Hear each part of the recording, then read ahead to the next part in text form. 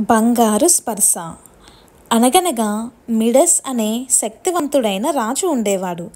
అతడు శక్తివంతుడే కాకుండా దురాశాపరుడు కూడా.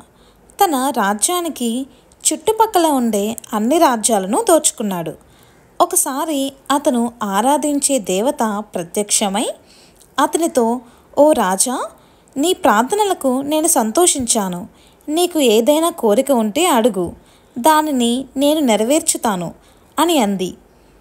అత్యాశాపరుడైన ఆ రాజు ఎంతో వినయంగా, "ఓ దేవత, నీకు ధన్యవాదములు. నాకు ఎలాంటి వరాన్ని ఇస్తారంటే, నేను దేన్ని తాకినా అది వెంటనే బంగారంలా మారిపోవాలి" అని వేడుకున్నాడు.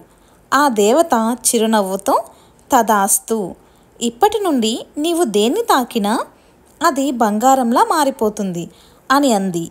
మిడస్ పట్టరాని సంతోషంతో తన భవనానికి తిరిగి వచ్చాడు. అతడు తనకు ఇచ్చిన వరంను పరీక్షించాలనుకున్నాడు. వెంటనే ఒక స్తంభాన్ని తాకాడు.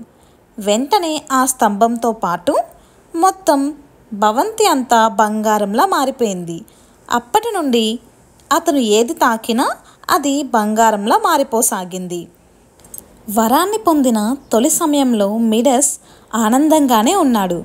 కానీ అతని ఆనందం ఎక్కువ కాలం నిలబడలేదు.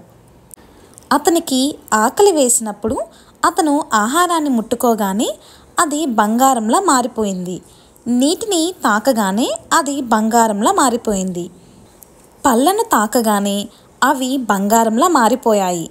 అతను చివరకు ఎలాంటి స్థితికి వచ్చాడంటే, తనకు ఇష్టమైన వాటిని తాకాలని ఉన్నా తాకలేకపోయేవాడు. ఒకసారి అతని కూతురు ఎంతో ప్రేమతో పరిగెత్తుకుంటూ వచ్చి అతన్ని కౌగలించుకున్నది. ఆమె కూడా బంగారంలా మారిపోయింది. ఆ క్షణంలో మిడస్కు తన దురాశ వలన కలిగిన నష్టం తెలిసి వచ్చింది. అతను మోకాళ్ళపై కూర్చొని వెక్కి వెక్కి ఏడవసాగాడు. దేవత ప్రత్యక్షమై అతన్ని ఈ విధంగా అడిగింది, "మిడస్, నీకు లభించిన వరం వల్ల నీవు ఆనందంగా లేవా? అన్నీ బంగారంలా మారిపోతున్నాయి. నీవు ఈ వరాన్నే కదా అడిగింది" అని అంది. "అమ్మా, నన్ను ఇంకా పరీక్షించి ఏడిపించకు" అని ఏడుస్తూ అన్నాడు మిడస్. "నాకింకా ఎలాంటి వరం అవసరం లేదు. నన్ను సాధారణ మనిషిగా మార్చండి. నా క్రూరత్వం, దురాశ అన్నీ నా నుండి వెళ్ళిపోయాయి.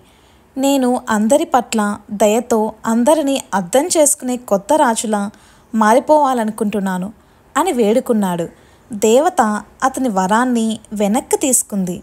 దానితో అన్నీ సాధారణ స్థితికి వచ్చాయి. అప్పటి నుండి మిడస్ తన రాజ్యాన్ని ధర్మ మార్గంలో ప్రేమతో పరిపాలించాడు. ఒక గొప్ప రాజుల ప్రశంసలు అందుకున్నారు.